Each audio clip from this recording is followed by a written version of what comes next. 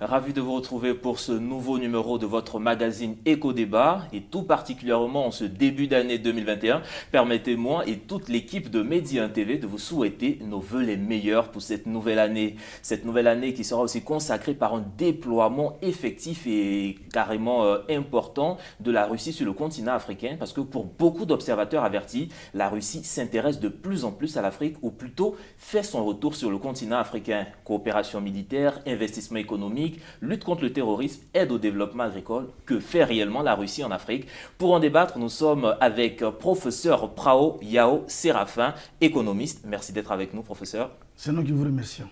Et avec nous en studio, docteur Alexis Yeboah. Vous êtes consultant en intelligence économique. Merci d'être avec nous. Merci à vous. Alors, messieurs, bonne heureuse année à vous. On parle de la Russie. La Russie, est-ce qu'on peut parler véritablement d'un retour de la Russie sur le continent africain? Professeur. Oui, effectivement, on peut parler d'un retour de la Russie en Afrique parce que lorsqu'on parle de retour, ça veut dire qu'il y a eu d'abord une présence et effectivement il y a eu un retrait. Alors signalons que la Russie est un grand pays déjà de 143 millions d'habitants avec un PIB par habitant de 11 288 dollars. Donc c'est énorme, comme c'est un grand pays qui compte. Et la Russie a été aux côtés effectivement des pays africains déjà lors des luttes pour l'indépendance. La Russie a appuyé par exemple l'Angola, l'Érythrée, l'Éthiopie, Mozambique, voyez-vous. Et juste après les indépendances, la Russie a envoyé dans 40 pays africains au moins plus de 40 000, je dis bien 40 000 conseillers techniques pour les aider dans divers domaines. Et après, il y a eu la chute du mur de Berlin en 1989.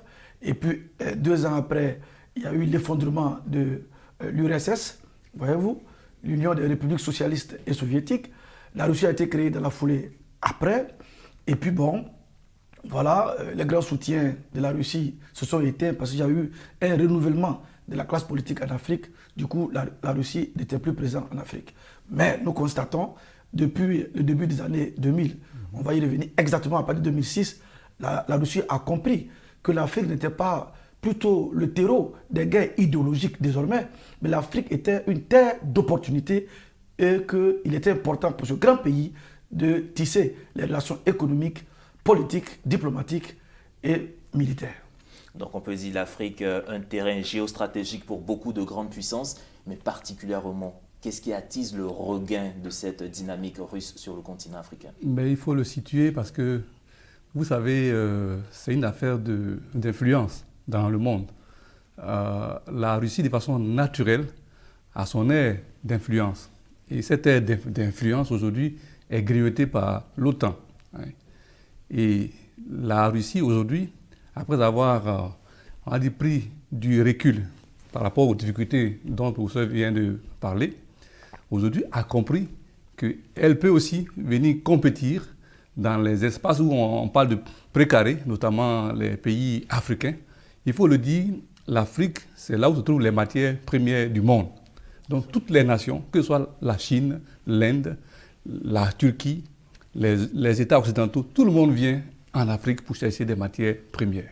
Mais pour le cas spécifique de la Russie, il y a aussi l'envie de revenir et de donner un peu, on va dire, la réponse. Une réponse qui va avec, pour pouvoir s'installer à une place où elle ne devait pas quitter cette place en fait. Donc aujourd'hui, avec on va dire, ce retour, la Russie veut montrer aux yeux du monde qu'elle est une puissance d'influence, elle est capable de tenir des positions, même dans sa zone d'influence directe et hors de sa zone.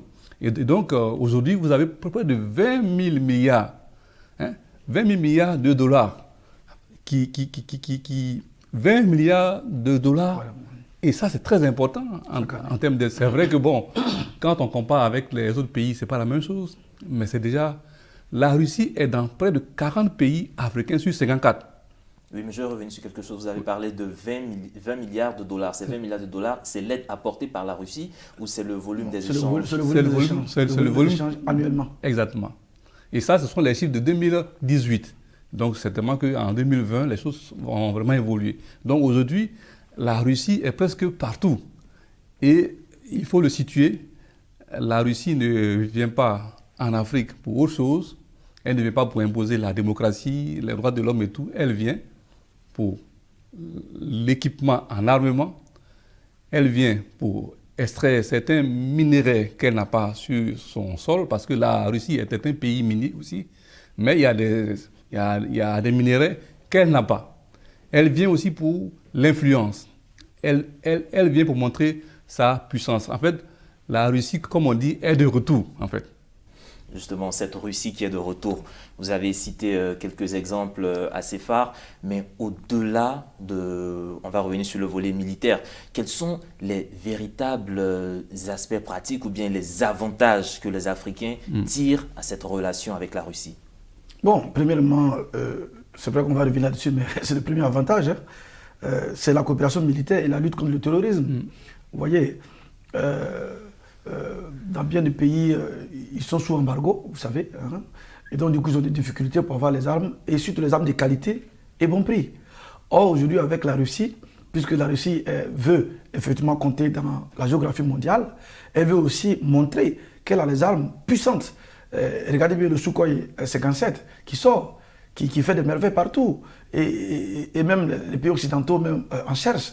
Donc la première chose, à mon humble avis, c'est nous pouvons profiter de leur coopération militaire pour stabiliser effectivement toute l'Afrique. Regardez, il y a Al-Qaïda au Maghreb, il y a les Shebab qui sont en Somalie, il y a Daesh qui est là, il y a Boko Haram qui est au Cameroun. Nous avons besoin de paix. Et je pense que la coopération militaire avec la Russie nous aide. Et à lutter aussi contre le terrorisme. Deuxièmement, il a dit, notre spécialiste en intelligence économique, la Russie peut nous aider à exploiter nos minerais, puisque la Russie elle-même, elle est déjà riche, hein, en pétrole, en gaz, en charbon, et en uranium. Et donc la Russie a un savoir-faire énorme que la Russie partage déjà avec les pays comme l'Éthiopie, l'Angola depuis des années. Et donc il y a la Guinée aussi, puisque le pays exploite la bauxite au niveau de ce pays, l'uranium aussi du Niger. Je pense que le président Mamadou Youssouf a demandé un peu l'aide de ce pays-là en termes d'expérience. Donc je pense que ça peut aider l'Africain.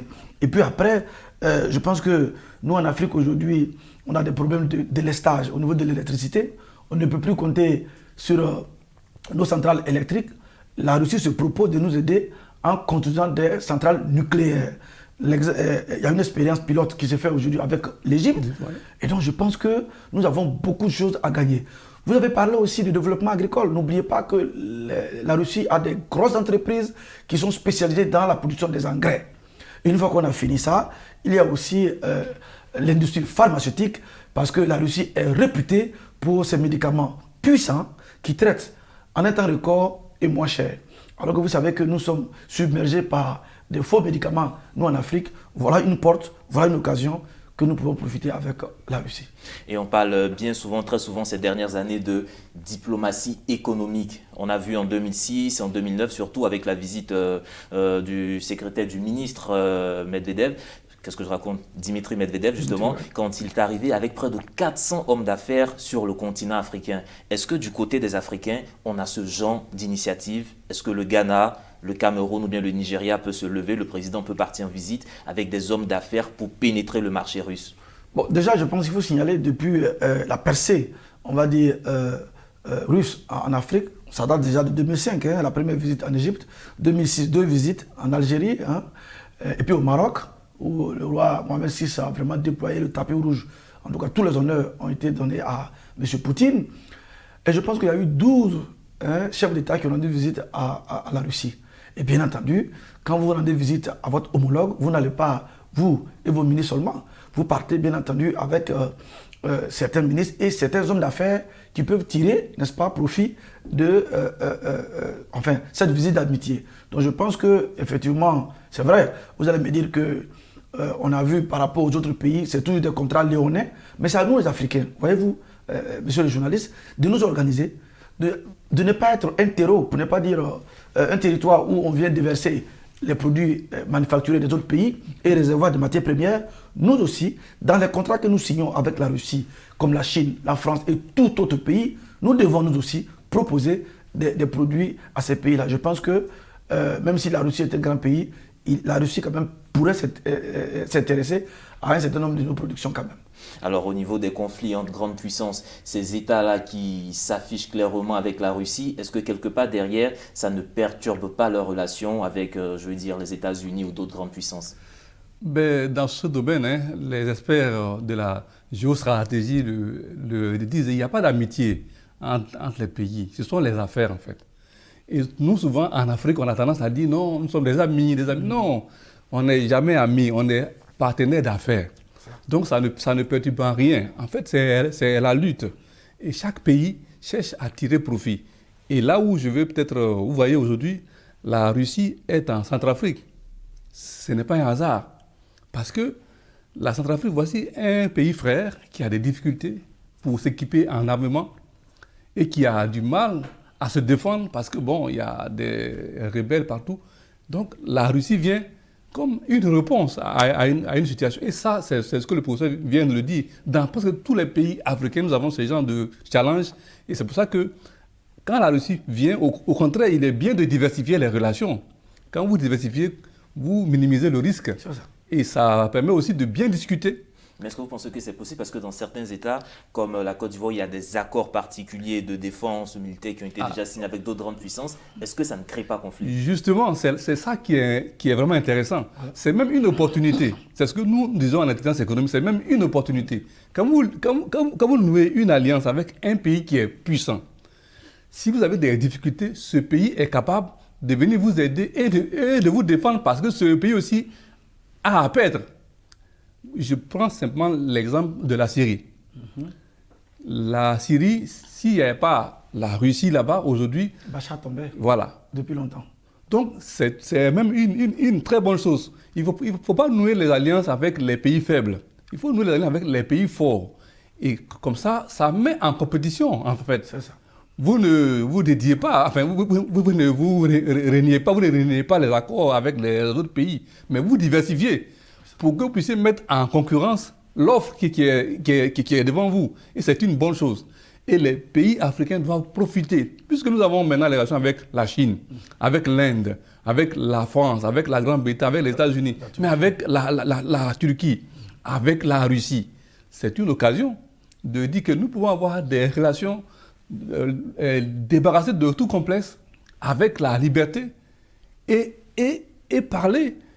Là où ça ne nous arrange pas, nous devons dire non. Mais nous sommes là, toujours en train de tendre la main. Non, ce sont les affaires.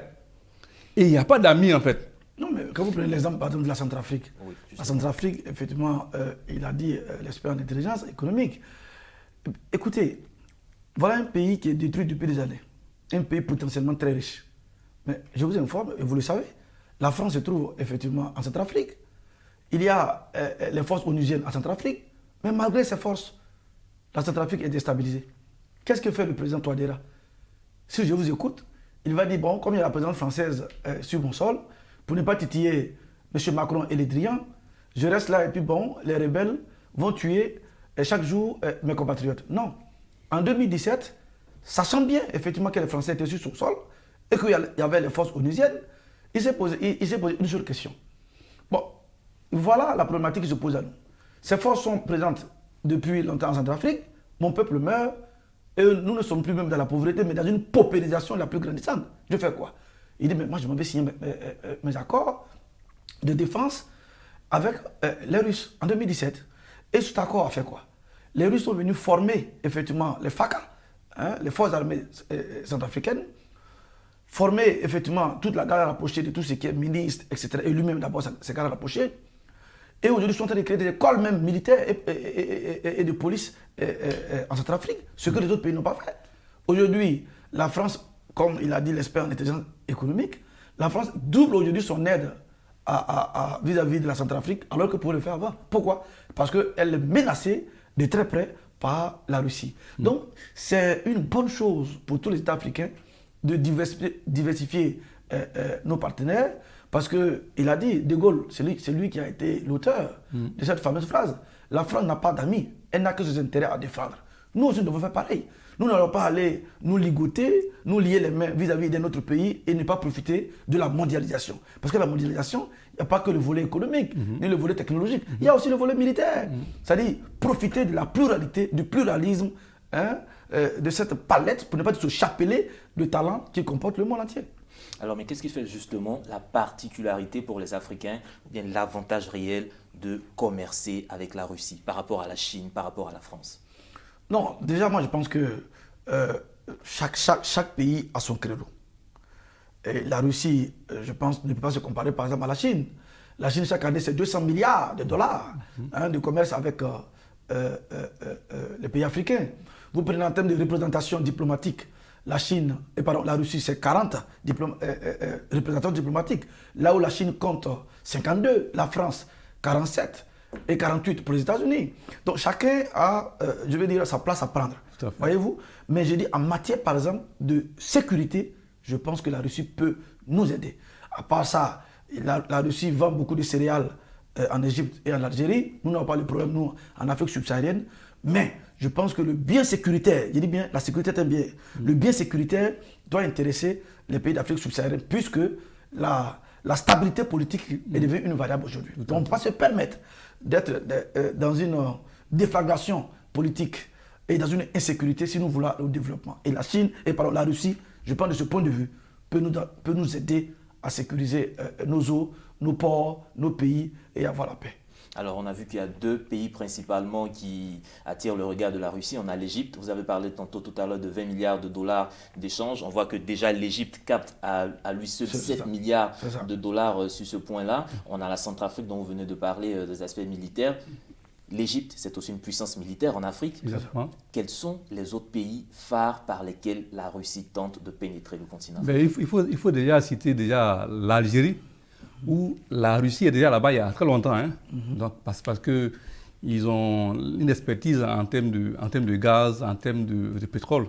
Et puis ensuite, à l'Algérie, il faut ajouter les pays comme l'Angola, le Mozambique, l'Éthiopie, l'Érythrée, et même aller ici près de nous, nos voisins, la Guinée. Donc, en tout cas, il y a 40 pays en Afrique où se trouve la Russie. Et elle ne compte pas s'arrêter en si bon chemin. La Russie également en Afrique du Sud, qui est un pays très, très ouvert au monde. Donc ça veut dire qu'il n'y a pas d'antinomie.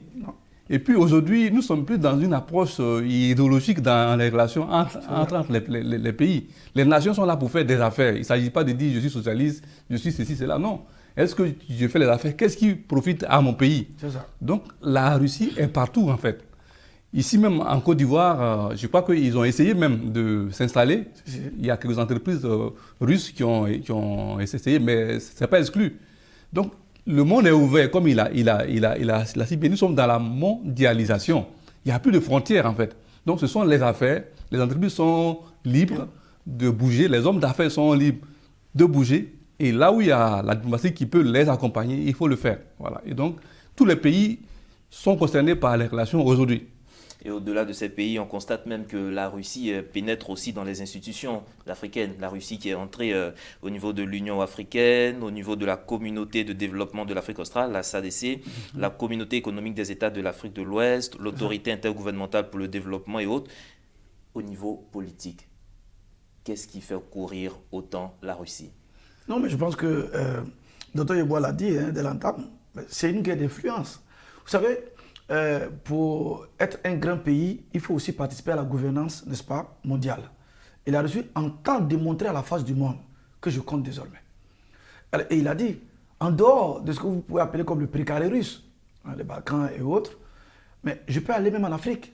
Je peux même aller même en Centrafrique, qui est un pays dans le précaré.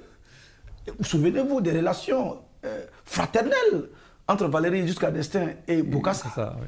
Mais malgré tout, la Russie vient et pénètre Centrafrique sans que la France ne lève le petit doigt. Qui a parlé? Personne. Puisque c'est le président lui-même qui a dit que j'ai demandé effectivement une petite aide en termes de formation et logistique à la Russie. Donc c'est une guerre d'influence. La Russie veut montrer que I'm back. Voilà, je suis du retour. Et donc je compte désormais. Ce n'est plus les idéologies. Le mur de Berlin est tombé en 89. C'est fini. Il n'y a plus le bloc soviétique, le bloc occidental, c'est fini. Maintenant, c'est un pays, par sa diplomatie, vous l'avez dit vous-même, la diplomatie économique, la réelle politique. Mais l'Afrique compte désormais, voyez-vous. Le futur continent émergent, c'est l'Afrique. L'Asie, c'est fini. C'est nous désormais. Et donc, la Russie dit, attention, il faut que je participe, n'est-ce pas, à ce festin. C'est-à-dire que, cette foi d'opportunité que représente l'Afrique aujourd'hui. C'est la raison pour laquelle les Russes courent partout. Et comment nos États africains peuvent s'organiser pour profiter de cette nouvelle relation ou de la redynamisation de cette relation Russie-Afrique? Déjà, il ne faut pas signer les contrats n'importe comment. Il faut faire comme les Chinois l'ont fait. Lorsque vous signez des accords avec un pays, avec des entreprises, vous demandez que derrière le contrat, il y ait la technologie qui va avec pour que vos cadres puissent avoir les compétences. En fait, il ne s'agit pas, les matières premières, ce n'est pas ça qui est la richesse même. C'est ce que vous avez comme homme sur le territoire. Le capital humain. Voilà, le capital humain, c'est ça qui est la base. Donc, il faut que lorsque les Russes signent un accord, il y ait l'accompagnement qui va avec, en forme les cadres africains pour qu'eux, ils puissent maîtriser la technologie. On parle du nucléaire civil. Ils sont en train de l'implémenter en Égypte. Mais il faut qu'à la fin, les Égyptiens soient capables de maintenir une centrale nucléaire sur leur sol. C'est ça qui est important. Mais lorsque vous signez des contrats clés en main et que les gens viennent, ils construisent l'usine et puis ils s'en vont, après vous avez besoin de leur faire appel pour faire la maintenance, vous maintenez toujours la dépendance. Même chose pour l'armement. Est-ce que vous pouvez imaginer qu'un pays qui a besoin d'être en sécurité puisse être là, à un moment donné, il n'y a plus d'armes dans le pays et vous êtes menacé? Non. Il faudrait que sur le sol africain, il y ait des usines d'armement pour que les gens, on ne puisse pas vous imposer un embargo. Par exemple, le cas de la Centrafrique, ça nous touche. Le président a demandé des armes pour se défendre. Les gens lui ont envoyé quelques fusils.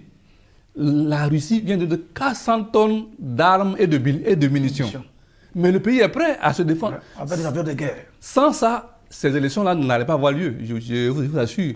Parce que les rebelles étaient prêts à descendre sur la capitale. Sur Bangui. Donc, il faudrait que dans tous les accords que nous signons, il y ait... Je ne parle pas de transfert parce qu'on ne transfère plus la technologie. Et en fait, il faut aller voler, il faut aller piquer. C'est le terme. En fait, il faut aller prendre. Imiter, comme les Chinois ont fait. Et voilà, il faut aller prendre. Et pour prendre ça, alors, il faut l'imposer dans les accords. Il y a près de 20 accords de coopération militaire avec les différents pays. Mais ça ne doit pas être des accords seulement de livraison. Il faut qu'il y ait la formation qui va avec, pour qu'il y ait des ingénieurs d'armement dans les nations africaines. Des joints 28. Exactement. Voilà. Mais cela se fait déjà ou... Non, je pense que, regardez bien, quand vous prenez l'exemple, lorsque le président Laurent Gbagbo était aux affaires et qu'il a payé ses MiG-24 et ses Sukhoi, c'était quand même, et c'est ce que l'expert en intelligence dit, c'est humiliant que pour réparer, pour une petite panne, il faut que les Ukrainiens viennent. Imaginez si l'ennemi est à la porte. C'est quand même bête. Et c'est ce qu'il dit. Il faut que l'Afrique finisse avec ce genre de comportement sauvage. Désormais, il faut faire comme les Chinois. Les Chinois, par exemple, comment est-ce qu'ils ont réussi à fabriquer les TGV, les trains à grande vitesse? Ils font une grande commande, soit à Alstom en France ou bien à Siemens en Allemagne. Ils disent, mais moi j'achète plus de, si vous voulez, 100 trams.